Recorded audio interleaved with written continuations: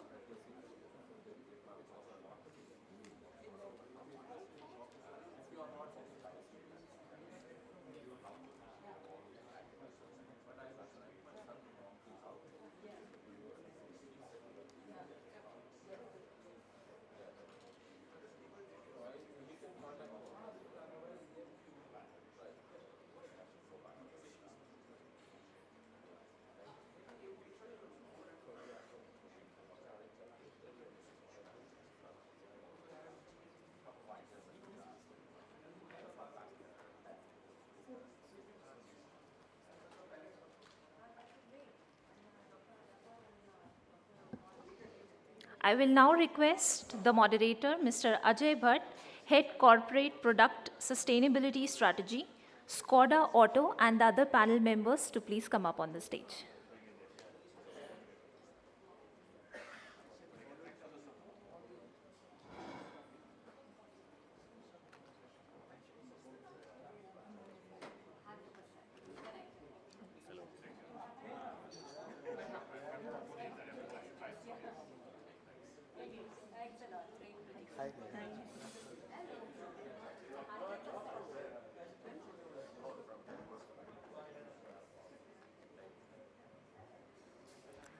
I'll request the moderator to please take the lead and commence the discussion.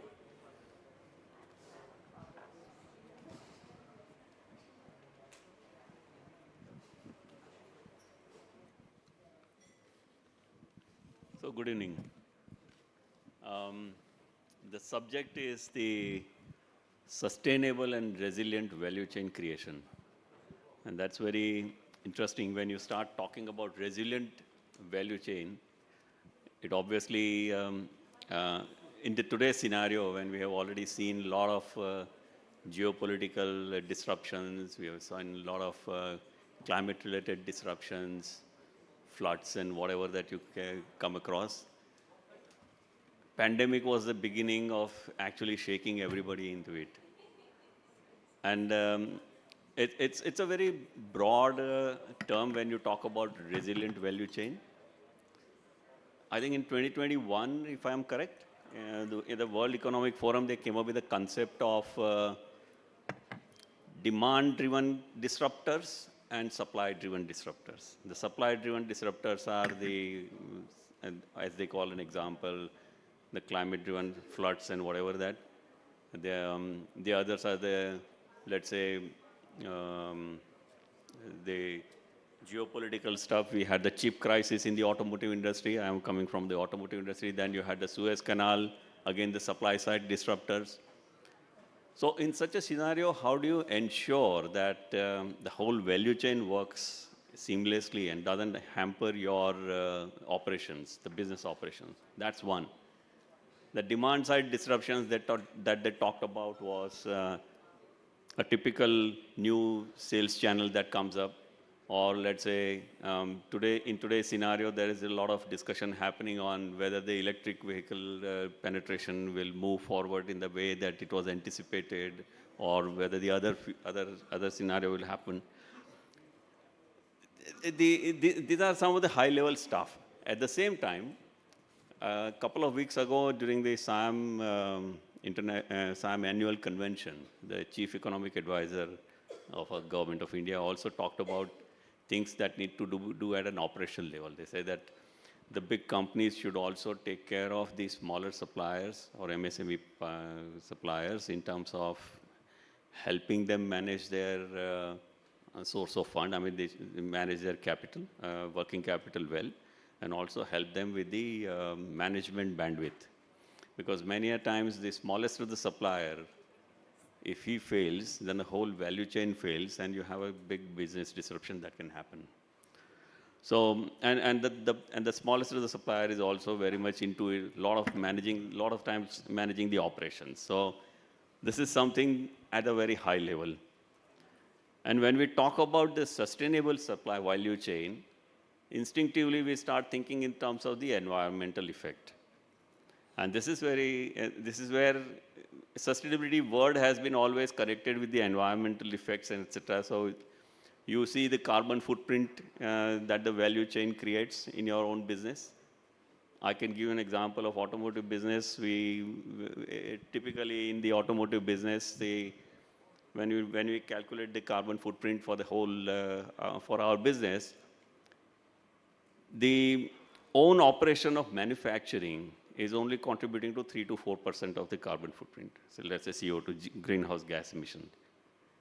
Approximately 17, 18% comes from the value chain.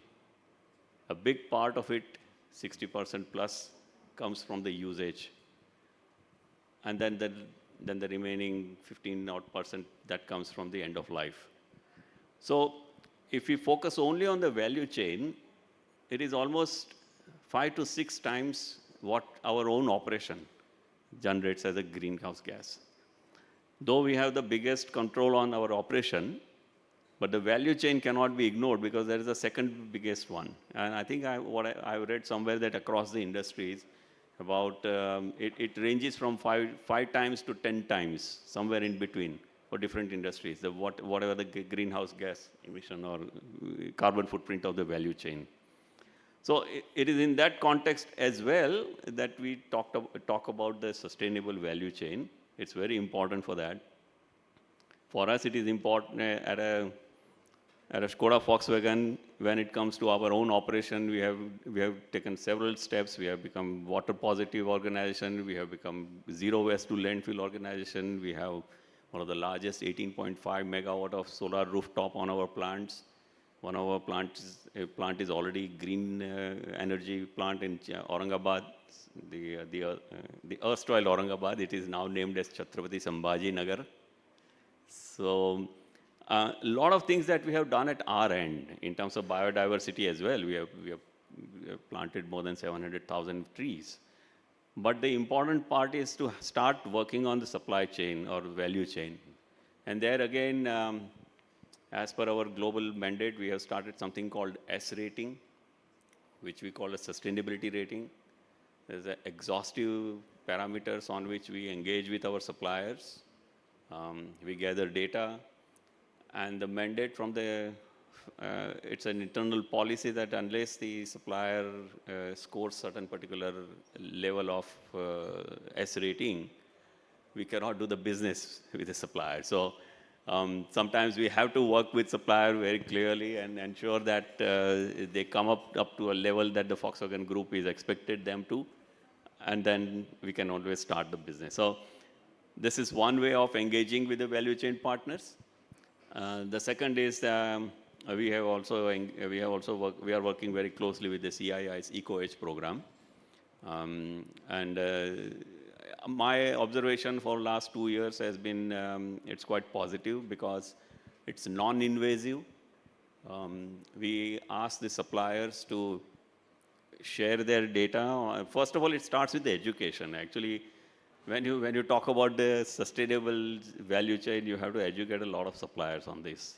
How is this sustainability getting into the business so important? Why is it getting so much of importance? So it starts with the education. What's the regulation? What are the emerging regulation roadmap? What will be required from BRSR point of view, etc., etc.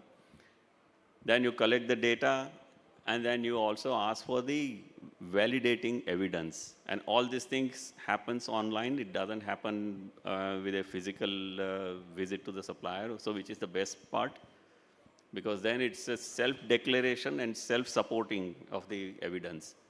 And then the team of experts at CII actually rates those suppliers based on the evidence that they have provided on the actions that they are taking. The results are given out whether they are emerging or they are progressive or they are trailblazer. I think it is very important that in this case, engaging with suppliers in this way has been a very, very important for us because we are coming to know of certain lighthouse kind of processes that our suppliers are doing, which and then we can actually share that with the other suppliers. So it's kind of a revelation many a times for us. During the daily business, we may not talk about what you are doing, but then when we go through this program, it gets us to know a lot of things about the supplier. So I think I've spoken quite a bit on this. I would like to begin with my fellow panel members. We have experts here, some of the practitioners of the value chain sustainability from different industries. I think I have Mr. Sharma from DCM. I would like to start with Mr. Sharma. I've got a set of questions with me for you. So especially with the DCM Sriram, I mean, certain specific strategies must have been implemented for value chain sustainability and to mitigate the risk and all. If you can just throw some light on that as to how does the DCM Sriram conduct these practices? Thank you very much, Mr. Bhatt. At the outset, my sincere thanks to CII for giving us this opportunity to be part of this panel discussion. In terms of, I think, the action which is taken in terms of the strategy, which is not only as part of business sustainability, but now it is the need of the hour also. Because as part of BRSR, there is a requirement of doing ESG assessment of various value chain partners. That's one, I would say, driver to ultimately give this a boost in terms of the engaging these value chain partners as part of the business sustainability efforts that the company is doing. So one of the strategy that has been implemented in terms of getting, first of all, I think unless we monitor, we cannot control or take action. So the very first step that is taken is to carry out a life cycle assessment of various products that we manufacture. That's the one thing which we started off almost 2 years back. And today we have LCA of all the products, identified various hotspots where actions are needed.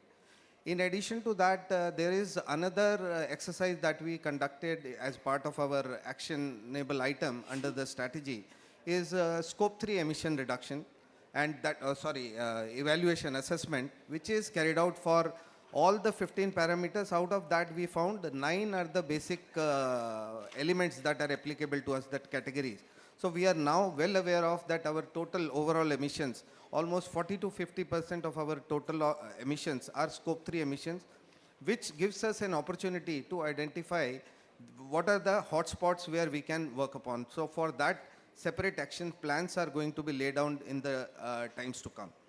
The third action is in terms of the climate risk assessment, which is also an exercise has been initiated in this financial year along with TCFD, which can give us another opportunity to identify various risks associated, so that it also provides an opportunity in terms of the how value chain partners can ultimately be considered in terms of our overall sustainability journey.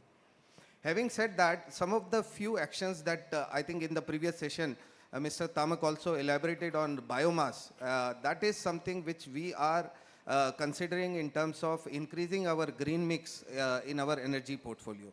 That's one aspect. Just to share, over last 6 years or so, we have been increasing this green energy mix in our overall energy mix by not only increasing the biomass in our captive power plants, where the boilers are designed to the tune of some 40%, you can say, biomass as a feedstock in terms of the fuel mix. Besides that, there are also efforts of putting renewable power plants, which we have set up almost in last 2 years, 50 megawatt plant in Bhavnagar, which caters to our Bharuch facility, where we manufacture, that's a chlor-alkali plant, which is a highly energy intensive. So that's one effort whereby not only increasing biomass, but renewables also in our energy mix is ultimately one endeavor to increase not only the green part, but also making our product more sustainable in terms of its market in European, where this CBAM is already now in place.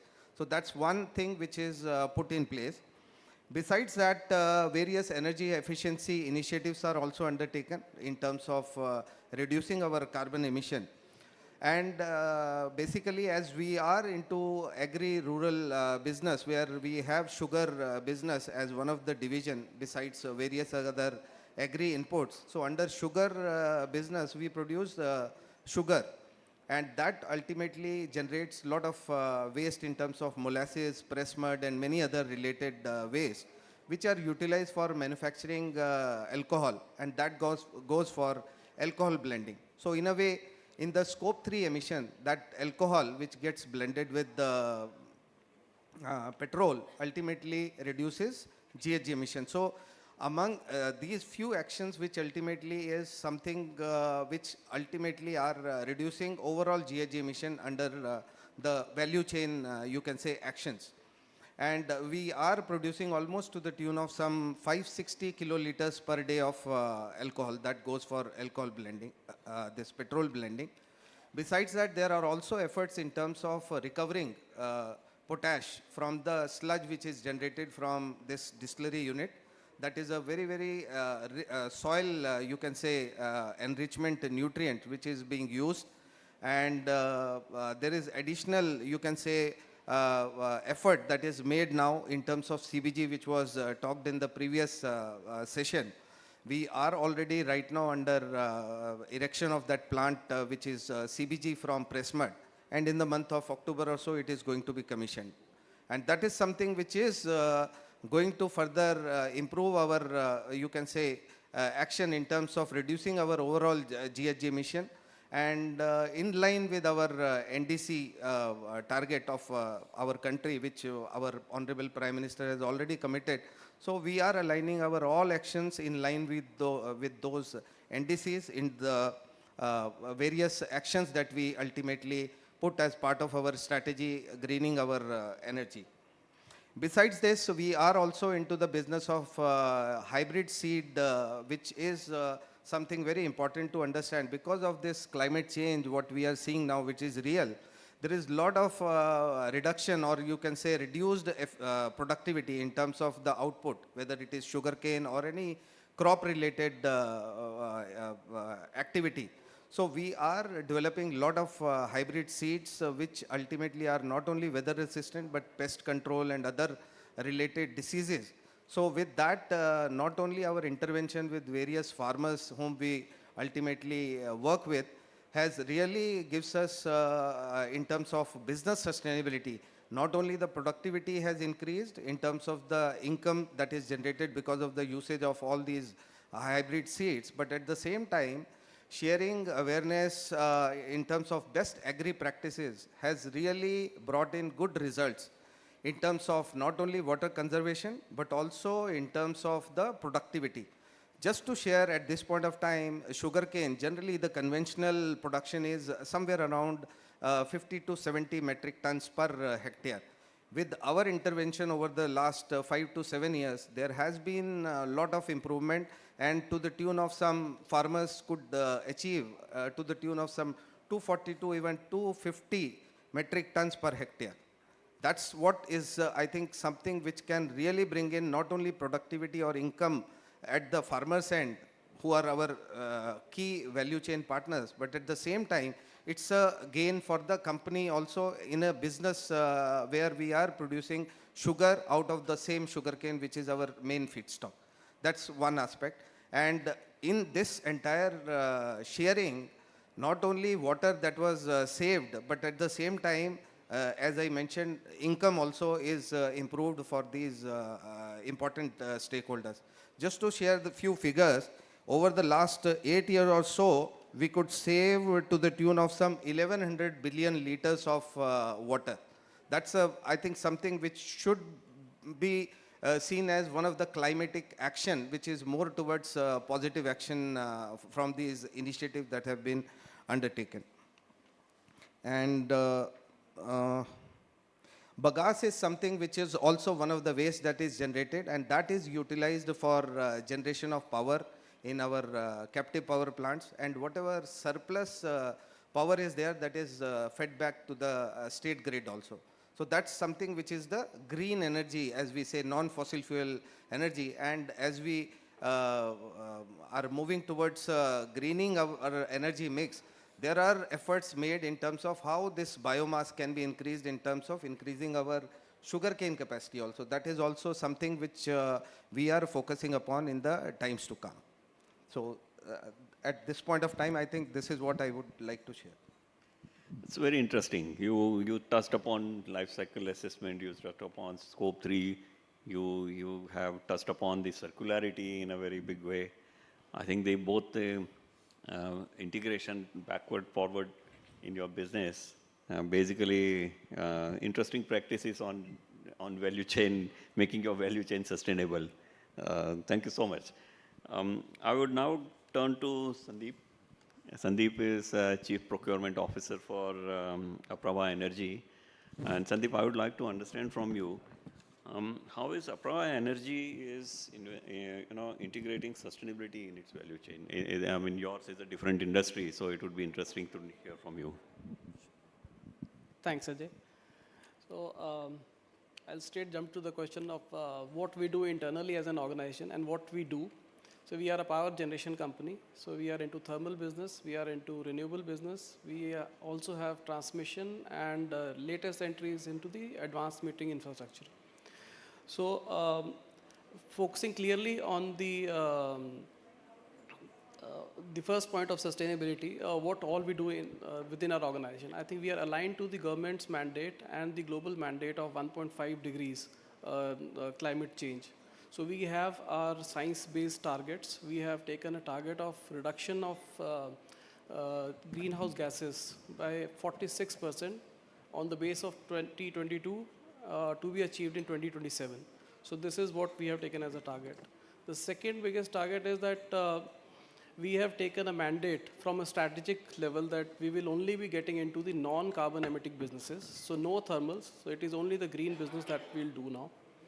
And how further we can improve is the operational piece of the business. Now in our operations, for example, we were the first one in the thermal business also to have installed a flue gas desulfurizer, FGD, at the project conception stage itself when nobody in the industry knew of that, which is way back 10, 12 years ago.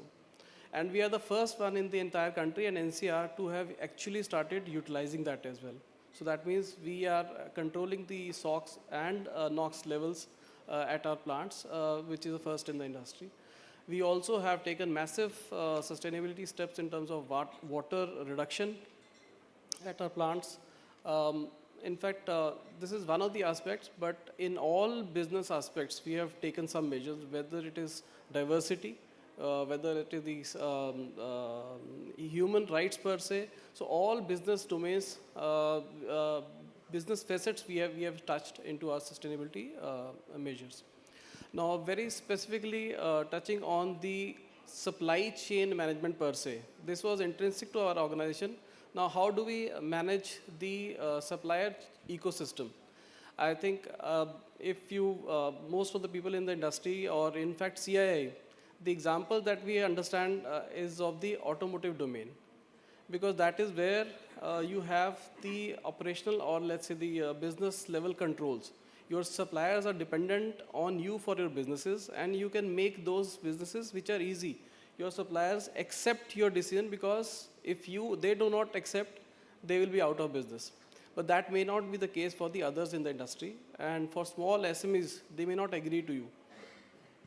So, in fact, that is where the point which, when we discuss with our suppliers, what is in it for you, that why should you get into? So, I just want to touch upon an example, the way I discuss with them.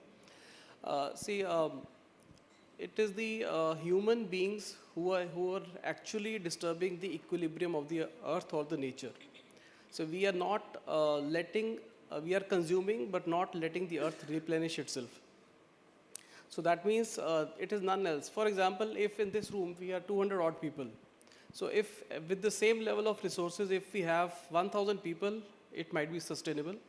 If we have 10,000 people in the room, will it be sustainable?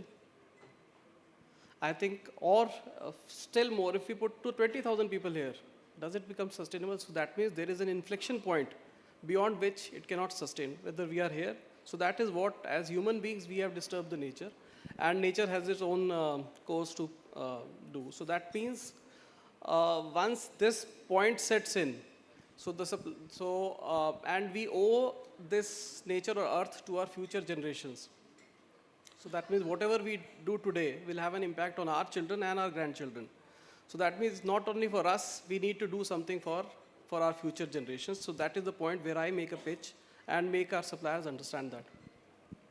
And specific to the extrinsic value chain now, so what we have done is, first is what we want to get done from our suppliers. So we have mapped, we have aligned our organization's goals. See, organization's goals have already been aligned with the government's or the country's goals.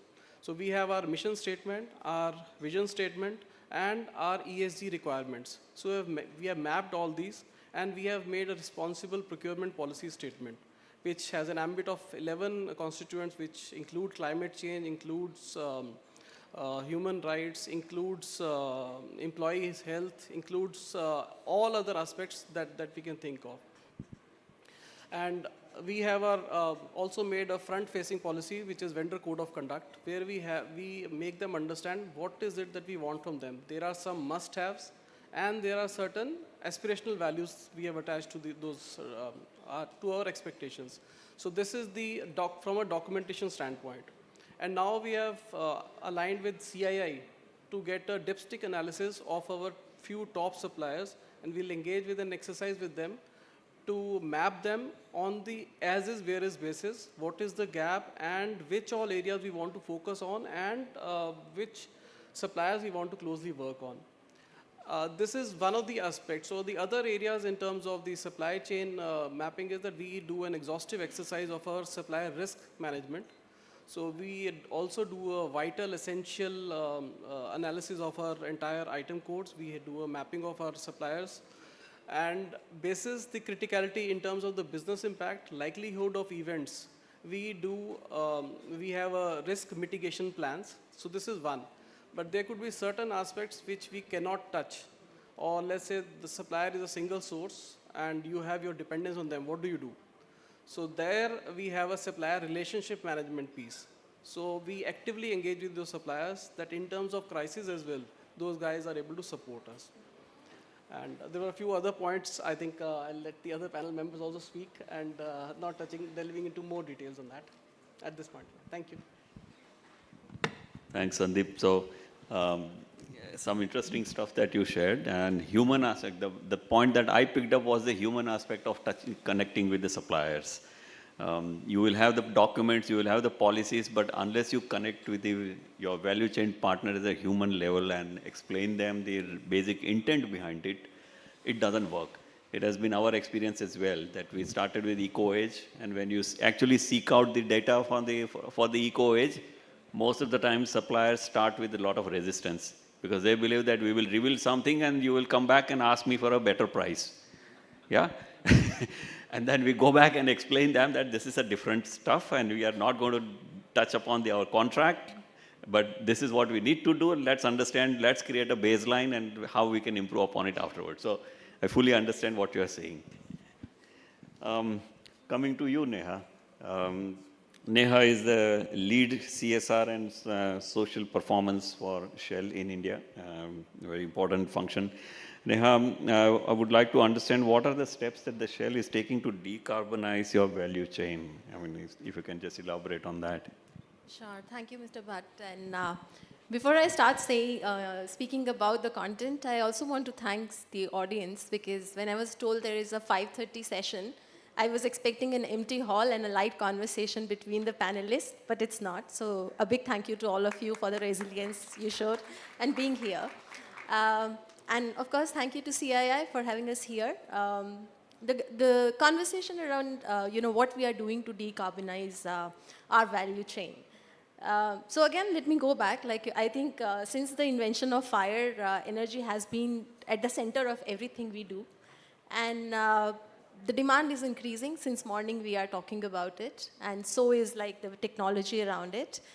For Shell, considering that it is also a climate change which is at the back of our hand, at the back of our mind, and everything what we are doing, is also an opportunity for transforming ourselves. So we see that this is a transformative opportunity for Shell to be more vital and be more useful for producing what we do. And that's where we launched our energy transition strategy in 2021.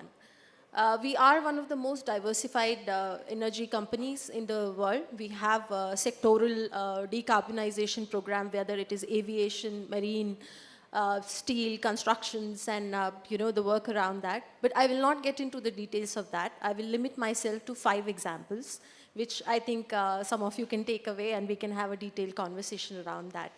First, we have been talking about LNG.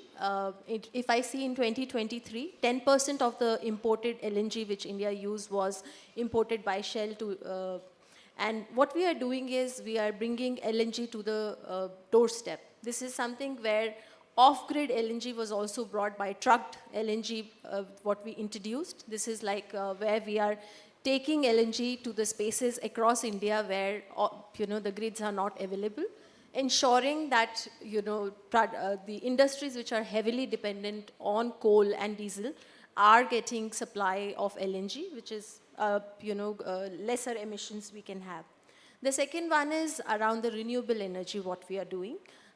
Shell made one of the globally largest commitment and the investment by acquiring Spring Energy, which is one of the top renewable energy platform in India. And this has allowed us to move more and more into onshore wind energy and solar energy in everything that we do, and also contributing to the commitment which India is having towards the transition on the green energy. Third one is an interesting example which we talk about. This is around the circularity of the lubricant oil which we produce. Now, we are not just producing a world-class lubricant oil in Shell, but we are also finding a solution on how to dispose that, how to store it, and we have been able to, just in 2023, around 1,750 scope 3 CO2 emissions were able to, we were able to bring it down just by some of the technologies which we introduced. And with partners like Mahindra, like-minded partners like Mahindra, and I think that's where forums like these are important, because when we hear what each one of us are doing, we are able to expand this circularity and the solution around, storage and disposal of lubricant oil to other parts of India where we are not present, especially the west and east. So that's another one. We have around 350 EV retail points. This is another space where we are supporting more and more EV infrastructure. At the same time, we are also supporting, and this one is like closer to my heart, which is work which we are doing around the innovation and the value chain, not just in terms of who is working with us, but also the community around us. And this is where we are heavily investing, into STEM and green skills of future. That's where I think whether we have already missed the bus when we talk about gender parity in terms of women getting into the jobs, especially in the energy sector. I think we cannot afford to miss it for the next one. So that's another investment which we are doing. We have our STCB center, the technology center. This is the place where we have, a lot of incubation centers. We are supporting in partnership with IISc, IITs, and also our own Shell scientists and laboratories. We are looking forward for and working on good biofuels, Gen AI, and new technologies which are coming in. So I'll stop here, and more questions if you want. Yeah. Interesting stuff, and especially for an automotive professional. What I liked, what I picked up is the 350 charging points that you already put up, so that helps our business for sure. So thank you so much. The collaborative part that we all of us spoke about is extremely important because the challenges are so big, and I think it cannot be just handled by one organization or one industry alone. We are already having a lot of interdependency amongst the industries. What automotive industry uses is probably mainstream for some other. We have a supplier in chemical industry and wherever, at different places. So interconnection is, I mean, everybody knows how different industries are interconnected. So it is in this context, Mr. Sharma, I would like to ask you as to how, I mean, you must have been practicing some partnerships, collaborations also with the value chain. If you can just talk a little more on that and help us understand how you are practicing that part for maintaining the value chain sustainability. Sure. I think it's a very, very appropriate question. What I feel is without collaboration, I think it is very difficult to survive any business without collaboration. I personally feel it is very difficult to survive because, say, for example, the CBG plant, which I was talking about, which is under erection, it is not in-house R&D. It is the research which is done by some institute, which is Indian Institute of that Marine Institute, Ahmedabad or so, which has carried out the detailed research, and in that collaboration, we are putting this plant, which is now a feasible one with a lot of efforts, not only technical, but certainly in terms of the financial viability also. That's one example. Then second one is in terms of our vendors who are associated with us. We have recently launched over a period of 1 year or so a digital platform where their payments and other things are digitalized, whereby the benefit has been passed on over last 8 to 10 months is to the tune of some more than 100 crores or so. And they are getting a lot of interest rebate also through that platform. That's what I understand from my finance team. So this is one endeavor where this hand-holding in terms of our partners is a way towards business sustainability in the times to come. Having said that, I think sugar business is where our intervention with the various partners and engagement is on continual basis under various programs, whether it is water conservation or it is soil health or in terms of productivity. We have several associations to start with. IFC is one which is creating a lot of awareness in terms of engagement with more than 2.5 lakh farmers with whom we work so closely. And IISR, which is Indian Institute of Sugar Research, they are into basically developing a lot of various varieties of sugarcane that ultimately can give better productivity and yield. Then there is Sugarcane Breeding Institute. That's another institute we are associated in terms of future varieties that are going to come. Then Solidarity is another partner which are associated with us in terms of various sugarcane cultivation that is happening. And in terms of water conservation and yield enhancement also, we are associated with Rivolis, where drip irrigation is something which is being promoted through this partner. And besides this, there are Syngenta Foundation. And then in terms of utilizing satellite, I think monitoring, which is very important now, AI and digitalization, which is now widely being used. That's also not left behind, and we are associated with those collaborative partners who are helping us in terms of monitoring various harvest crops also, in terms of the soil moisture also. All these are right now being mapped utilizing these AI devices which are now available. Besides this, we are also utilizing our government policies or with the facilities which are available under MITI. That also is something which is very, very important, and we have collaborative association in terms of various actions that are taking place in terms of maturity of the crop, and also identifying water stress areas if at all they are prevailing in the areas where we operate. And these are few examples which tells us that collaboration is something which are important in terms of not only improving the productivity, but in terms of business sustainability. Thank you very much. Very good, thank you. I mean, I could notice that your collaboration spans not just the short-term value chain sustainability, but also the long-term, using AI and digitalization, and especially identifying the stress areas, etc. Are very short-term. We can actually very quickly go back to your value chain partner and help them improve what best can be done, versus, you know, IISR and Sugarcane Breeding Institute, which is quite a long-term stuff to, you know, secure your future businesses. So it's a perfect example. Thank you so much. Just to add, I think this is what I talked about, one of the verticals, but in terms of chemical business, that's our another vertical. We are associated with various institutions where the research is something which is on continual basis, can identify the green chemistry, the green products which are the future.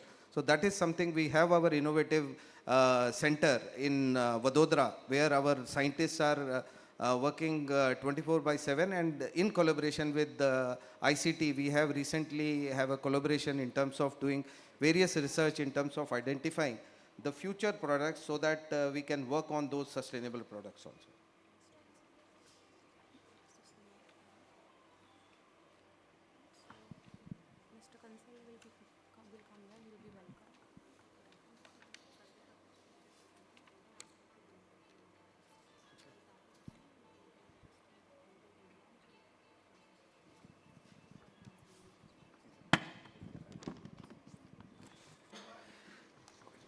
So, thank you, Mr. Sharma. I'll turn to Sandeep, you again. While you are doing this sustainability value chain, you know, sustainability with your partners, but how are you handling it internally within your procurement function? How are you bringing about that change? I mean, it's always easy to go and tell somebody to, you need to do this, you need to do that, but what are the practices that you follow to do things internally to bring about that mindset change?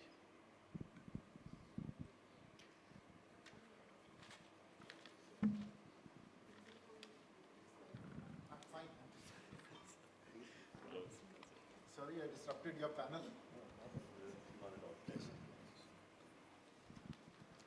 So I think You may please finish your answer, since the audience is waiting for you to hear your answer, and then we Sure.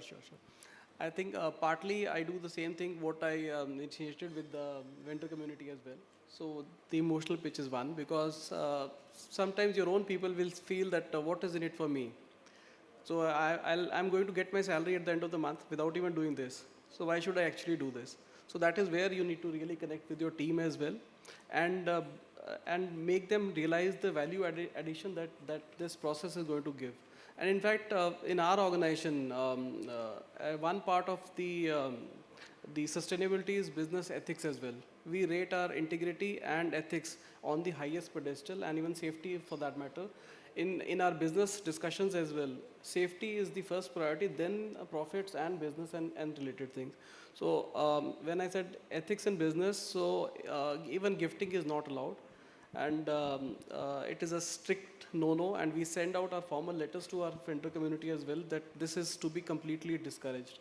So that is the level of strictness that we maintain in our organization. Thanks, Sandeep. That sounds very familiar to us. So we have with us Mr. Rohit Kansal, who is an Additional Secretary for Ministry of Textiles. Sir, we have a request for you. If you can give us a keynote address, please, for this occasion. So should I go there? Yep, maybe whichever way Yeah. you feel comfortable.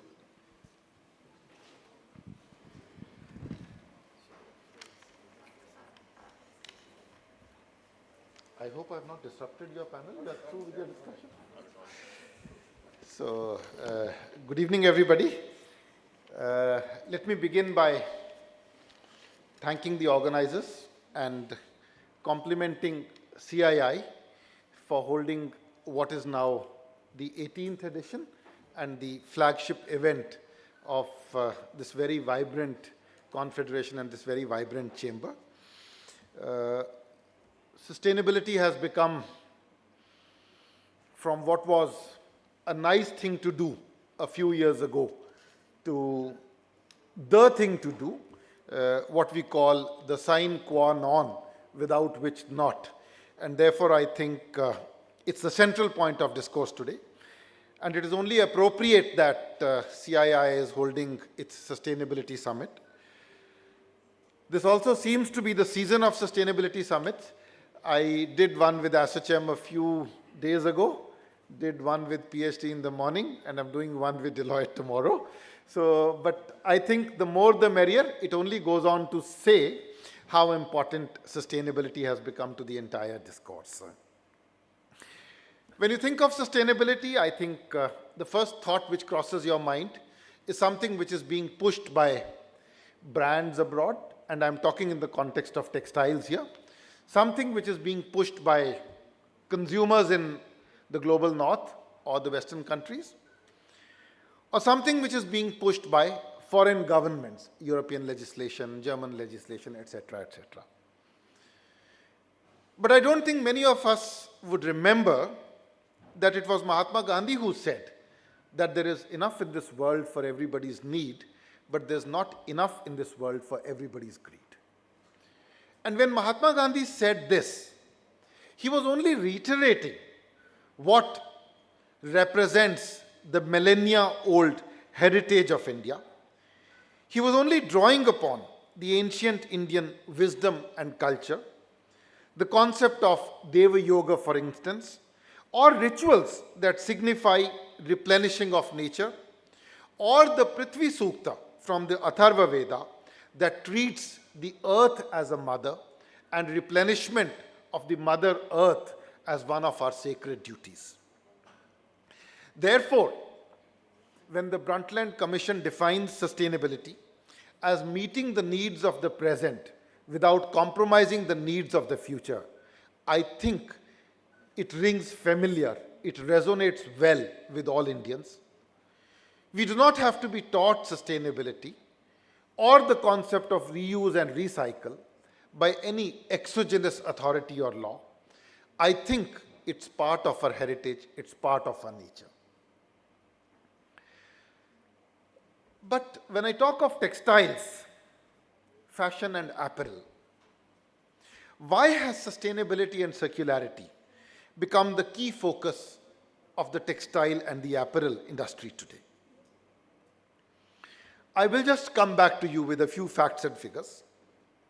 But what I do want to say, and as I said at the beginning of my speech, the concept of sustainability too has evolved from being one of those nice things to do, from becoming green to something which is far more encompassing, an entire systems approach, an entire way of thinking about people, about planet, about products, the energy we use, the water we consume, the materials we use, how we move from a linear make, take, dispose system to a reusable, circular, lifestyle-driven process.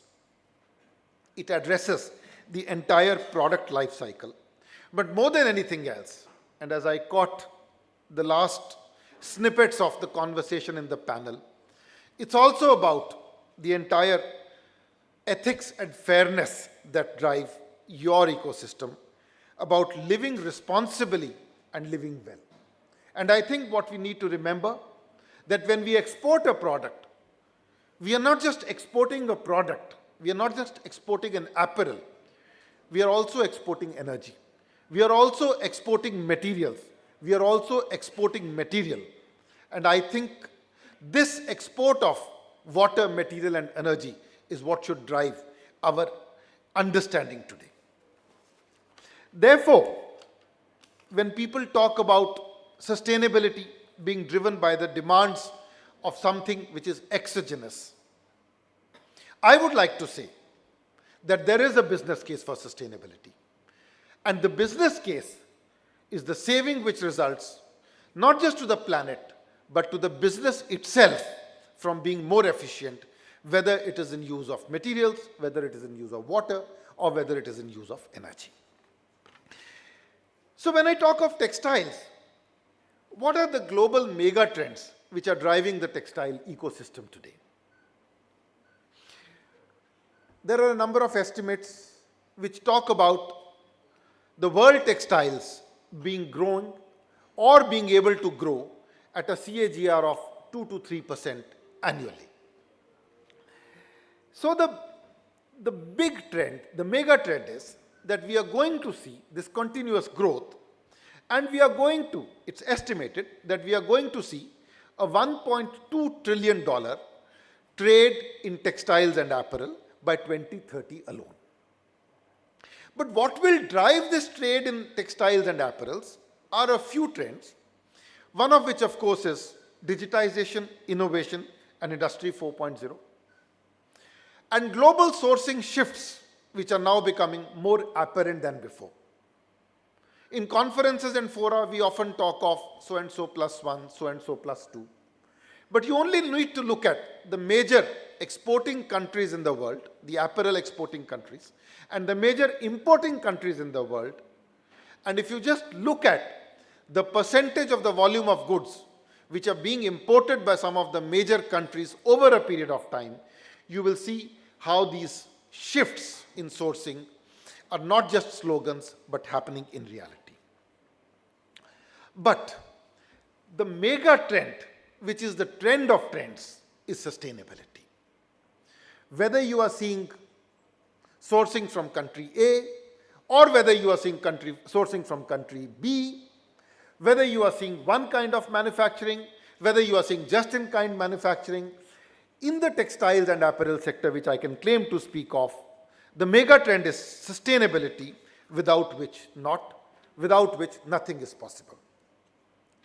I spoke in the beginning about how sustainability is acquiring center stage in the textiles ecosystem. And I said I would come back to you with some facts and figures. The greenhouse production from textiles alone is 1.2 billion tons, which is more than the sum of all international flights and maritime shipping combined.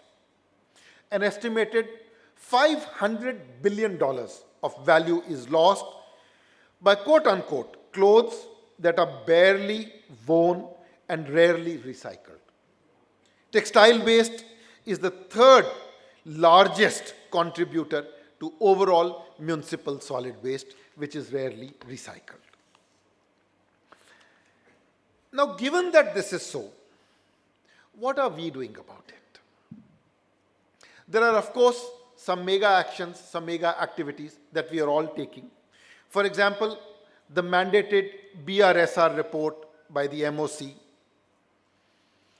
our leadership in renewable energy, for instance,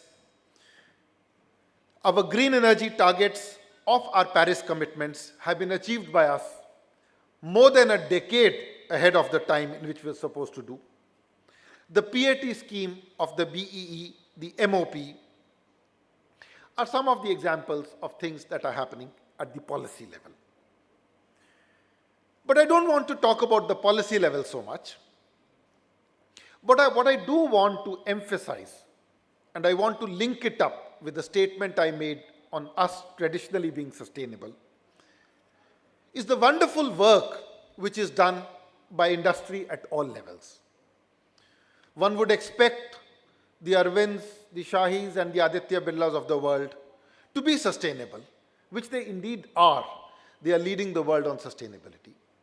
But what gladdens my heart is the large number of MSME clusters who are leading the way on sustainability.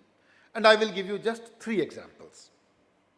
How many of you are aware that 130 crore liters of water is treated, leading to 95% of water recovery and reuse in a knitwear cluster called Tirupur, which not only leads the way in ZLDs, in water reuse and recycling, but also in use of renewable energy. How many of you, for example, would know that 95% of bottles used in India are recycled? And we are now starting fabric-to-fabric recycling using a chemical process. One of the industrialists I met in the morning told me how he is setting up a new plant which will not just convert bottles into polyester, but will use chemical recycling to convert polyester fabric into yarn and back again into fiber. Or for instance, how many of you are aware that there are 900 dedicated textile recycling units employing nearly 4 million people, more than half of whom are women? So many of us have heard of the Panipat clusters, which incidentally is now moving from just making home furnishings to upcycling. But how many of us have heard of the newest cluster in Samana in Punjab, which is again becoming a recycling cluster? Our solar energy capacity has increased by 3,000% in the last decade alone. And 45% of our installed capacity is now from fossil fuel sources. And I think these million mutinies which are happening all over the textile ecosystem, is what gives me hope and faith. 1.5 years ago, the Ministry of Textiles started its Kasturi Cotton program, a program which works on blockchain technology and makes the entire cotton value chain traceable. You can trace it down to the last unit. Or our 7 PM Mitra parks, which will not only have $10 billion worth of investment, which will not only generate 2 million worth of employment, but will also be net zero parks. So, the examples of these million mutinies which I gave to you is a very good indication of the fact that our quest towards sustainability is alive, it's kicking, and we are leading. And I think the message which I want to give to all of you, that sustainability is not a challenge, it's an opportunity. The global leadership position for the sustainable producer of the world is still open. And I think it is for India to grab that position. If our MSMEs, who contribute more than 60% of our production and export, can lead the way in water and material efficiency, I am sure our entire textile ecosystem can certainly grab this leadership position in sustainability. And we do not have to look exogenously. We do not have to look outside. We have to look at each other. If my Ichal Karanji cluster can look at Tirupur, and Tirupur can look at Surat, and Surat can look at Samana, and Samana can look at Panipat, I think we can collectively rise to occupy that global leadership position in sustainability. There is one more message which I want to give you. And the message that I want to give you is that we should also occupy the leadership position in setting the global standards in sustainability. If India is the leading exporter of textiles and apparel to the world, there is no reason why India should not be the setter of standards when it comes to sustainability standards throughout the world. And I'm happy to inform you that we have in our ministry an ESG task force which is trying to do precisely that, look at how we can lead our industry, our textile industry, our textile ecosystem towards sustainability. But we cannot succeed alone. We need the support of people like you. We need the support of our large players. We need the support of our clusters. We need the support of all of you in making this journey towards sustainability a success. And the success on this path of sustainability will yield not just leadership benefits, it will also yield business benefits. It will also yield benefits in terms of enhanced exports. And I leave you with the thought that a circular economy alone can unleash over $1 trillion worth of global trade, a lot of which will come to India. I do hope we all walk together on this path of sustainability. Thank you, ladies and gentlemen. Thank you, sir.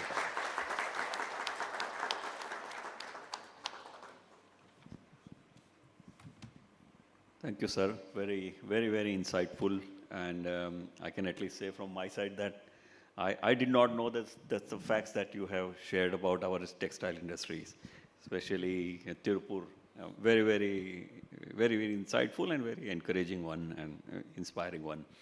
I'm for sure one who would be a big votary of this. When I travel abroad, I always look at made in India garment and then only I buy. Now it will be one more reason for me to talk about it to my friends and relatives there. Thank you. So I think from the time point of view, we have almost come to the end of the session. And there is one thing that I would like to say today. The CII team has now started the EcoEdge program. They have launched an online platform for that. So far, with the suppliers and the participants in this tool, used to send across the data through in an Excel sheet, and that used to go to the CII team. Now it's an online tool, so it's easy for the participants to act in it, and it has got its own advantage. The advantages are that, one, it's easy to operate. Two, it will be a repository of the data for all the participants there, and cross-industry, cross-sector best practices can also be accessed. So this is one of the best things that we were talking earlier in the panel discussion, that good practices, best practices from different industries should be shared, and this is a platform which can provide that. So thank you so much. I think we can have somebody giving more information on that. Yeah. So I think we are coming to an end of the session then. Thank you so much.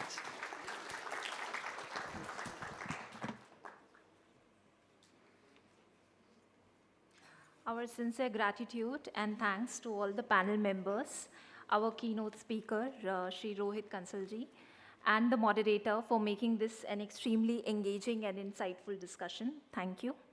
I'll request all the speakers to please gather for a group photograph.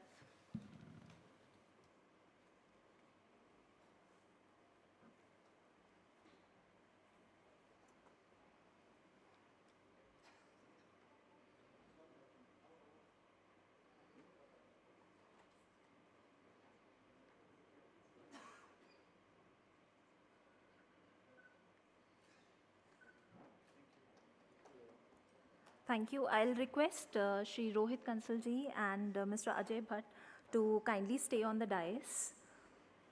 And I'll request all other panel members to please join us in the audience, please. Thank you. So you may have seat, please. Yes, please. So you may.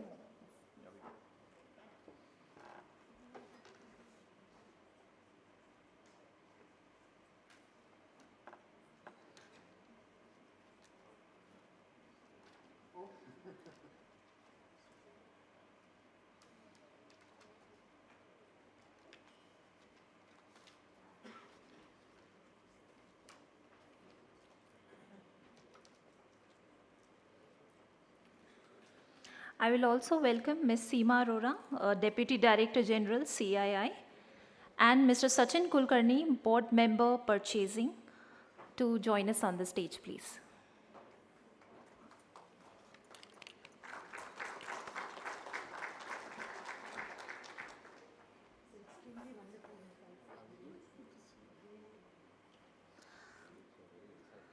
I will now request Ms. Swati Tiwari, Senior Counselor, CII-ITC CESD, to kindly set the context on the EcoEdge program.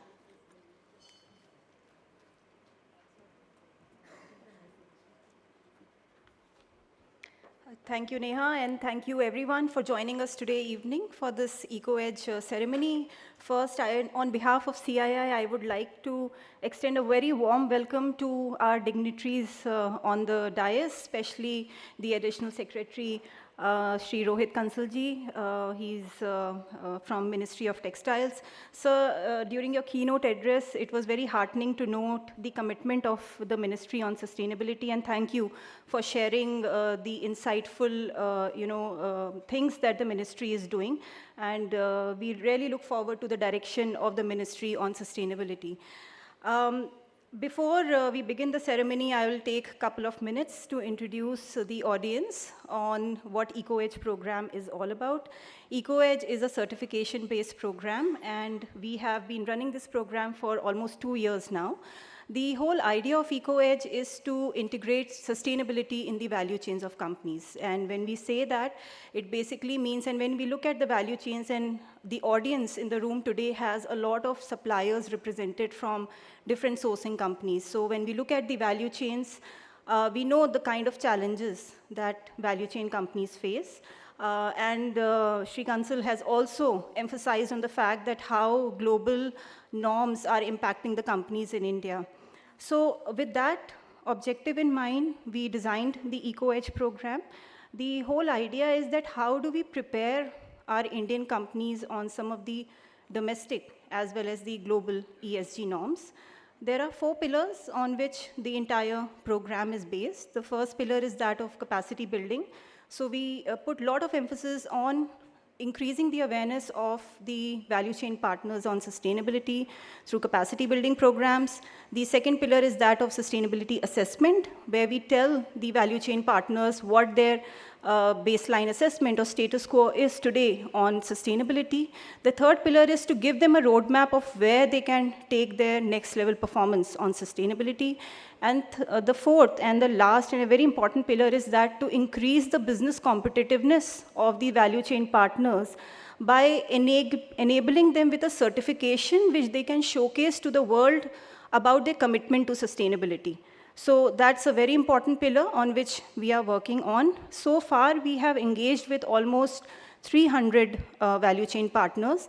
Though we started with the auto sector, but we had scaled it up to the energy sector also, and we are really looking forward to other sectors, including the textile sector. I also just want to mention that EcoEdge program, the framework and the KPIs are sector agnostic, but it also takes in consideration the uniqueness of each sector. So say, for example, when we are looking at an auto sector company versus an energy sector company, whatever differential KPIs that we think are very important between the two sectors are introduced. Second important thing is that the heterogeneous nature of value chain partners is very important. So the material suppliers versus service suppliers, that introduction has been made very recently in the EcoEdge program, and that requirement came from our companies itself. So with this, I'll not take a lot of time. I just want to reiterate the point that Mr. Ajay Bhatt mentioned. We have launched the tool. So far, our entire assessment was based through Excel-based forms. With the tool in place, the whole idea is the turnaround time of assessment will be very, very fast.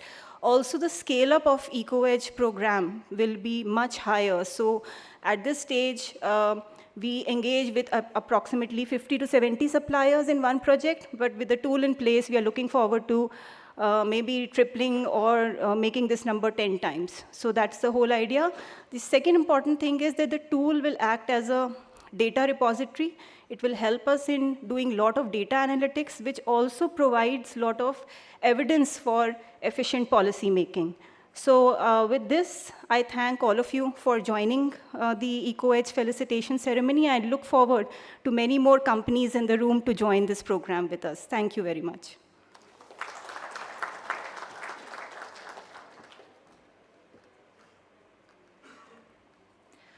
Ladies and gentlemen, we will now begin with the EcoEdge felicitation for Skoda Auto Volkswagen India Private Limited and its qualified value chain partners who participated in the EcoEdge assessment. The assessment involved 50 value chain partners, and of these, 18 are present here to receive the certificates. In EcoEdge, we have 3 levels of certifications based on the maturity. The first one is the EcoEdge Emerging, that demonstrates initial strides towards integrating sustainability in its operations. The next level is EcoEdge Progressive, demonstrating dedication with continuous progress to integrate sustainability in the operations. And the third is EcoEdge Trailblazer, demonstrating excellence with pioneering efforts to integrate sustainability in its operations. With this, I will request all the members here, Shri Rohit Kansalji, Mr. Ajay Bhatt, Ms. Seema Arora, and Mr. Sachin, to kindly step forward and felicitate the qualified companies. I will first announce the companies receiving the EcoEdge Emerging Certificate, and without further ado, I would like to call upon the winner, El Cargo Gati Limited. I will request Mr. Shashank Sawant, Manager, to please come on the stage and receive the certificate.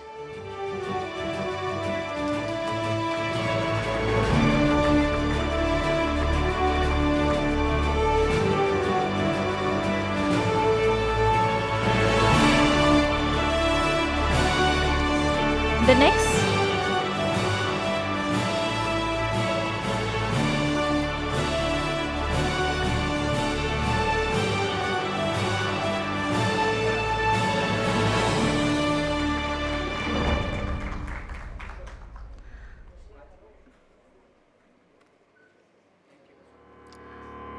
The next winner is Congovi Private Limited. I invite Mr. Raghunandana K.S., General Manager, to receive the certificate.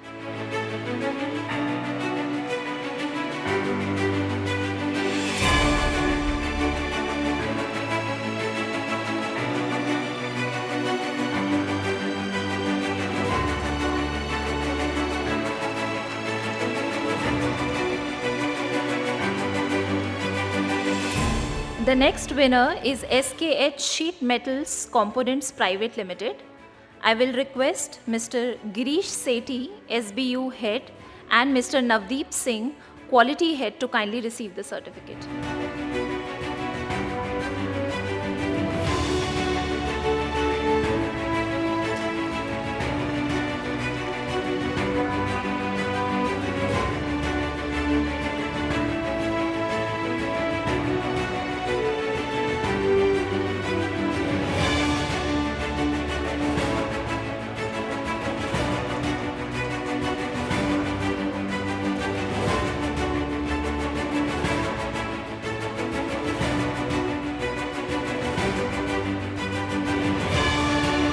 Ladies and gentlemen, please put your hands together for PHA India Private Limited. I invite Mr. Elumilai M., Senior Manager, to kindly receive the certificate.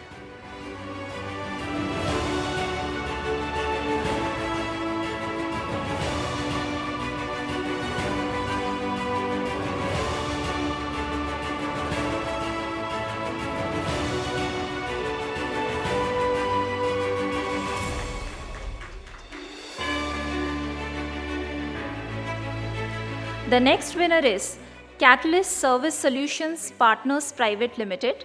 I invite Mr. Dinesh Lamsal, CEO, and Mr. Ram Mankari, CMD, to please receive the certificate.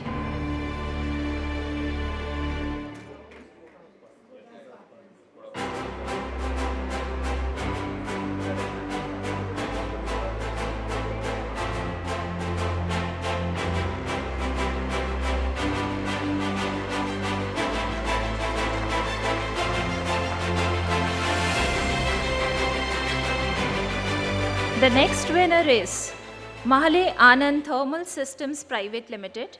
I invite Mr. Muniraj Chaudhary, Plant Head, and Mr. Abhijit Pawar, Maintenance Head, to kindly receive the certificate.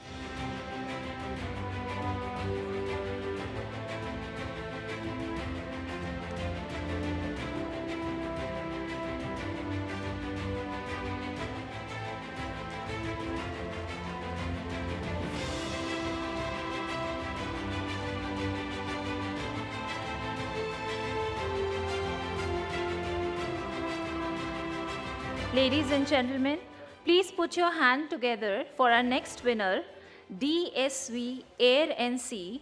I invite Mr. Shehan Anthony, KAM Head, Indian Subcontinent, to kindly receive the certificate.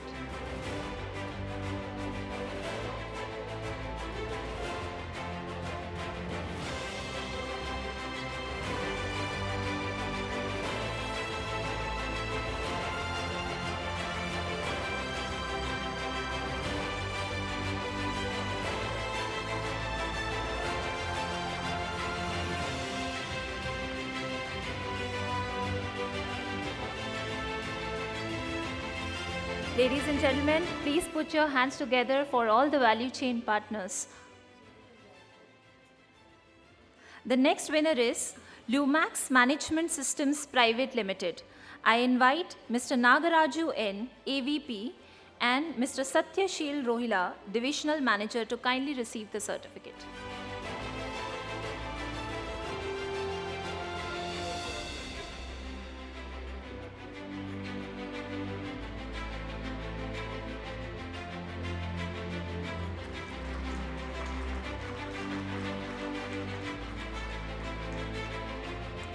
Let us now applaud for Abhijit Plastics India Private Limited. I invite Mr. Tanveer Patel, Plant Head, and Mr. Nitin Patil, Corporate MR, to receive the certificate.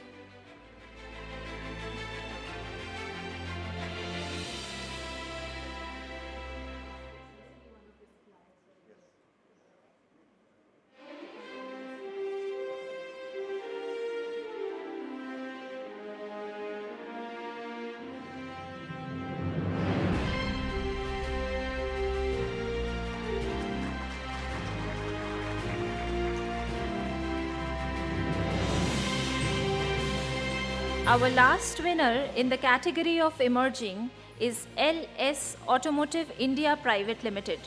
I invite Mr. Rakesh Kumar Suryavanshi, Senior Manager Production, and Mr. Mayur Kulkarni, HR Executive, to kindly receive the certificate.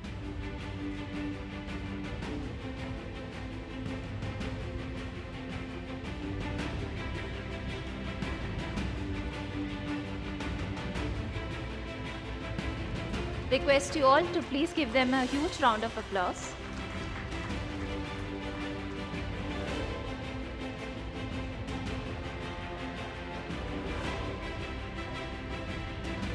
Moving on to our next category of awards, Eco Edge Progressive.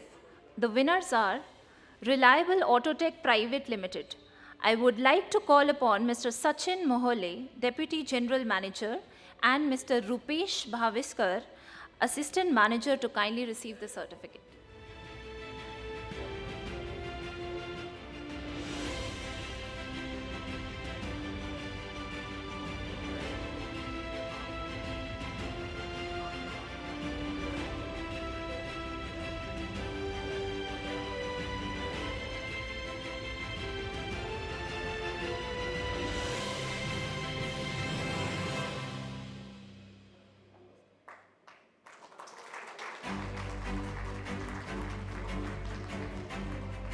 Please put your hands together for Visteon Electronics India Private Limited. I invite Mr. Swaminathan Prabhu, Plant Director, to please receive the certificate.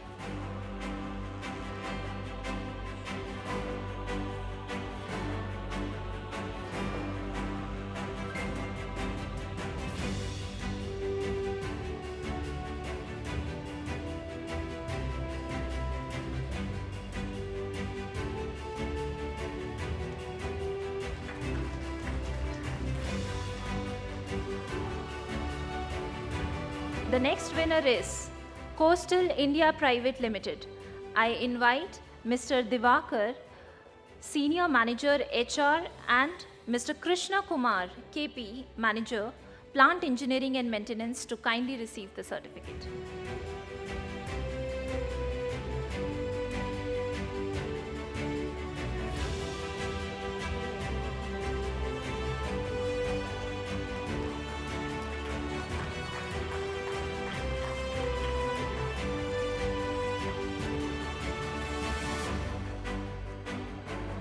Ladies and gentlemen, the next winner is Schaeffler India Limited. I invite Mr. Rajiv Gupta, DGM, to kindly receive the certificate.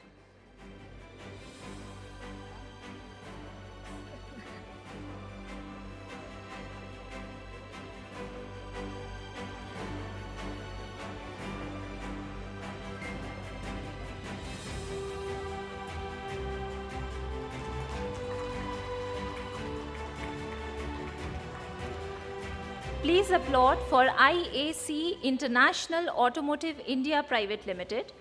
I invite Mr. Sandeep Pathak, Senior Manager, to kindly receive the certificate.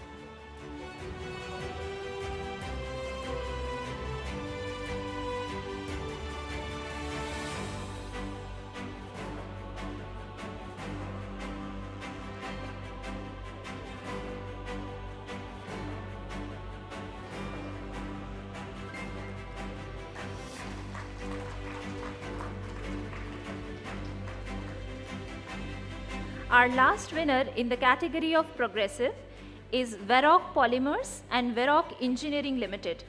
I invite Mr. Naresh Vardhan, Operations Head BU, and Mr. Vishal Gupta, Head Operations EBU, to kindly receive the certificate.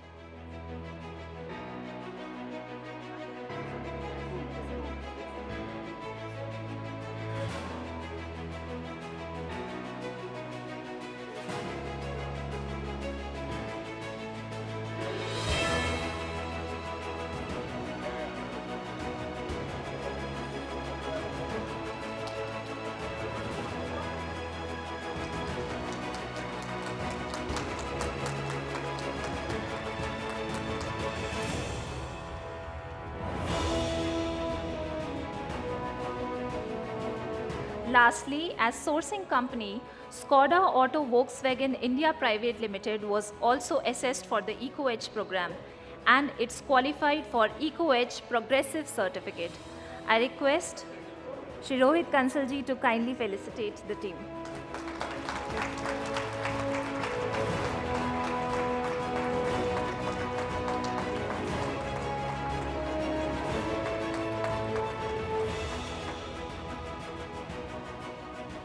Many congratulations to Skoda team and to all the companies, the value chain partners, for their efforts towards sustainability practices. This truly inspires all. I will request the winners and the EcoEdge team to kindly come on the stage for a group photograph.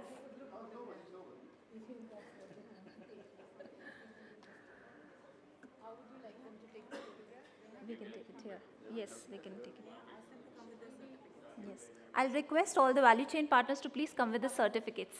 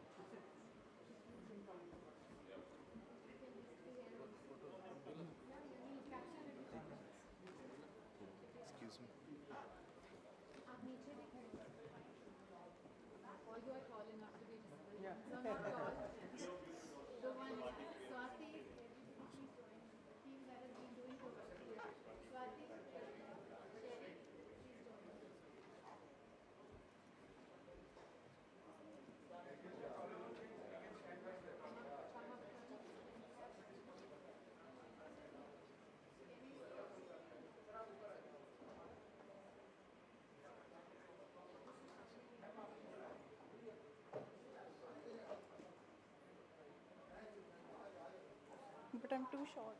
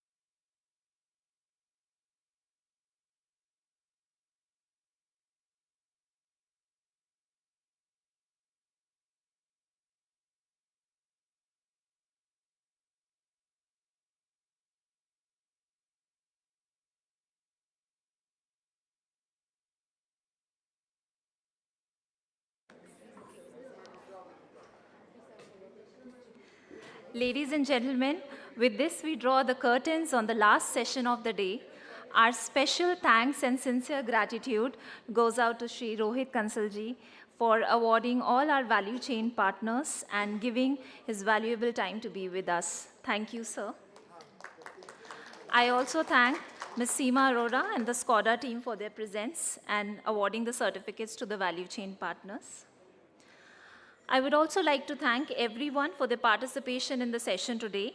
We look forward to seeing you tomorrow. I will request everyone to kindly join us for the networking dinner. Thank you and have a great evening.